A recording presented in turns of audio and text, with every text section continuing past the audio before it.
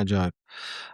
Endi keling, yana bir muhim vaziyat hozirgi kunlarda ko'rib turibmiz.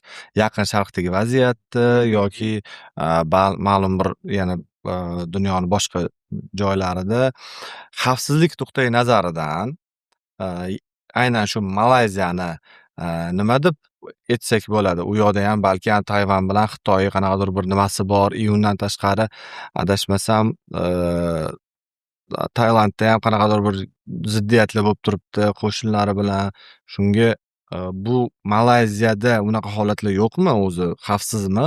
Umuman olganda baribir har bir sayohatchiga xavfsizlik eng muhim narsa hisoblanadi. Xuddi shunaqa. Va Malayziya judayam tinch joy, xavfsizlik taraflama ham. O'zi Malayziyani xalqini siz bir Xudo xohlasa albatta borib keling, ko'rib. Xalqi shunaqa muloyimgina, manimcha ularni urishishga ham vaqti ham yo'q. Nima deydi, anaqasi ham yo'q. Unaqa energiyasini ham bermaydi-da urishishga. Ular shu darajada nima deydi, hattoki bir xillarda biza savol bersak, cho'zilib, sekin javob berishadi. O'sha boshida aytganimdek xotirjam xalq ular. Ularda unaqa yo'q.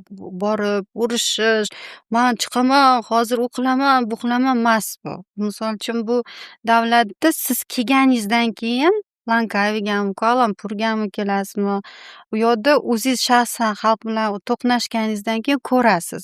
Biz bu yoqda Toshkentda intensivniy bo'lib borsak, ularni muhitidan o'zingiz tinchlanib qolasizda. Shu darajada tinch, xotirjam ularda.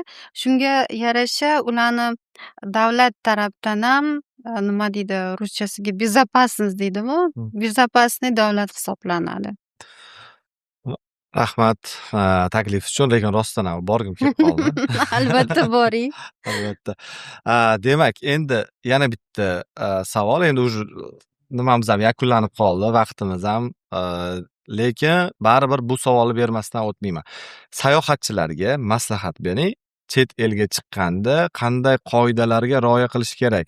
Ba'zi bir sayohatchilarimiz deylik, svetoforni taqiqlovchi chiroqlarida o'tishadi va yoki qanaqadir shtraflarga duch kelishadi yoki politsiya bilan ziddiyatlar, shunga o'xshash holatlar bo'lmasligi uchun oldindan sizlar o'zinglarda, ya'ni turoperator sifatida qanaqadir qo'llanma berasizlarmi yoki oldindan suhbat doirasida mana bunaqa narsalar qilmanglar.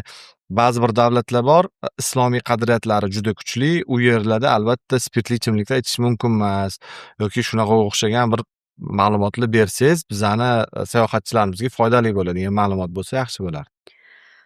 Bor, albatta qo'llaniladigan biza vaucheri orqasiga har doim mijozlarga tushuntirish xatini beramizda, ya'ni o'zini tartibi. Любой davlatda o'zini qanaqa tutishi. Agarda biza Malayziyaga keladigan bo'lsak, bugun Malayziya haqida ko'p gapirdik, shunga Malayziyani tartibi o'ziga yarasha bor. Malayziya ko'proq islomiy davlat. Ular nima deydi, xalqi 100% islom va ularda misol uchun siz ko'chada mijoz spirtnoy napitka olib turib bemalol yurolmaydi. Politsiya uni обязательно nima deydi, to'xtatadi va unga e'tibor berib aytadiki, bu spirtnoyni ichish mumkin emas, olib qo'yishini taklif qilishadi. Agarda olib qo'ymasa, undan keyin olib Chora ketib qolishi ko'rishadi. mumkin. Xuddi shunaqa. Undan keyin Malayziyada o'zini tartib qoidasi, kiyim kechakda ham bor. Unaqa deydi, ochuchasiga kiyinib yurish ham ular yoqtirmaydi. No, bu narsaga politsiya kelib sizni urishmaydi. Sal o'zingiz xijolatroq bo'lasiz, sababki hamma u yoqda ayollarimiz muslima. Shuni hisobiga sal o'zingizni tortib turasiz, chiroyliroq kiyinib, yopiqroq yurishadi bizning ayollarimiz. Va anaqaga keladigan bo'lsak, o'g'irlikka juda qattiq turishadi. U yoqda o'g'irlik qilinadigan bo'lsa, bu narsani hal qilish juda qiyin bo'ladi u yoqda.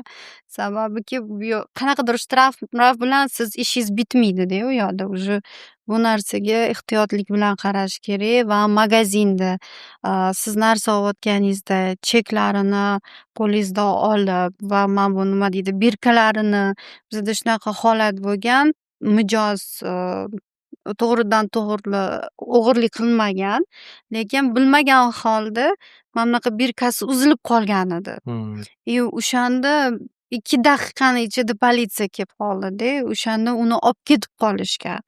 Keyin пока biza shu kamerani ko'tarib, nima deydi, tushuntirib, ya'ni mijoz o'g'irlamagan, bu yerga uzilib ketgan edi. Shuni hisobiga qancha vaqt o'tdi va mijoz ham katta stressga tushib qoldi shu paytda. Shunaqa taraflariyam bor. Lekin Xudoga shukur kamerada ko'rsatildi, что to'satdan bu narsa yirtildi. Shundan keyin bu mijoz chiqib keldilar. Shunaqa holatlarga uchramaslik uchun odam o'ziga puxta bo'lishi kerak. Malayziyadan, boshqa davlatdan hamma joyda o'ziga puxtaroq bo'lib yurishi kerak. Rahmat. Endi, yana bir hozir savol ustida savol keladida. Turkiyada ko'rganmiz, ba'zi bir holatlarda mana bu oyoq kiyim tozalovchilarni endi anaqa firibgarlarni har xil usullari bor-ku. Shu usullardan biri cho'tkasi tushib qoladi. Oyoq kiyim tozalovchi o'tib ketadi. Orqasiga cho'tkang tushib qoldi deydida. Keyin endi senga tekinga oyog'ingni tozalab beraman deydi. Tozalagandan keyin o'sha $50 pul so'raydi. Shunaqa firibgarlar yoki mana Yevropani ayniqsa ko'p turizm bo'ladigan Rim, Parij yoki Berlinga o'xshagan davlatlarda, Yevropaning davlatlarida, markaziy shaharlarida nimadir tushib ketadi. Bu senga sovg'a deydida. Keyin shu ikkita qadam qo'ygandan keyin pulni bermaysanmi deydi, so'raydi. Endi har xil firibgarlarning turi bor-ku, shunga xuddi shunaqa firibgarlar Malayziyada ham bormi o'zi yoki ba'zi bir davlatlarga borsak, pullarimizni qattiq ushlab olib, o't-bo'tda o'g'irlar tortib ketmasin yoki telefonlarni mana Afrika davlatlarida ko'ramiz, telefonni bundoq qilsangiz srazu velosiped yo mototsiklda telefoningizni tortib ketadi degan videolar ko'ramiz ijtimoiy tarmoqlarda. Xuddi shunaqa holatlar bormi Malayziyada ham? Endi ochiq oydin gaplashadigan bo'lsak, bu narsa hamma davlatlarda bor.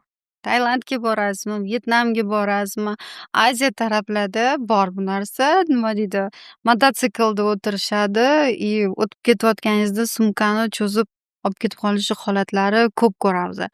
Lekin pandemiyadan oldin bu holatlar ko'proq edi Malayziyada. Hozirgi paytda yo'q. Chunki biz уже 2 yildan beri tashkillashtiryapmiz, Malayziyaga yuboryapmiz mijozlarni. Bunaqa holat biror marta bizda kuzatilmagan. Bunaqa chepa problemalar bo'lmagan. Demak, nisbatan kam. Kam. Firibgarlik, o'g'irlik holatlari Ancha boshqa kam. davlatlarga nisbatan kam. Chunki ularda bu taraflama juda qat'iyatlik bilan qarashadi.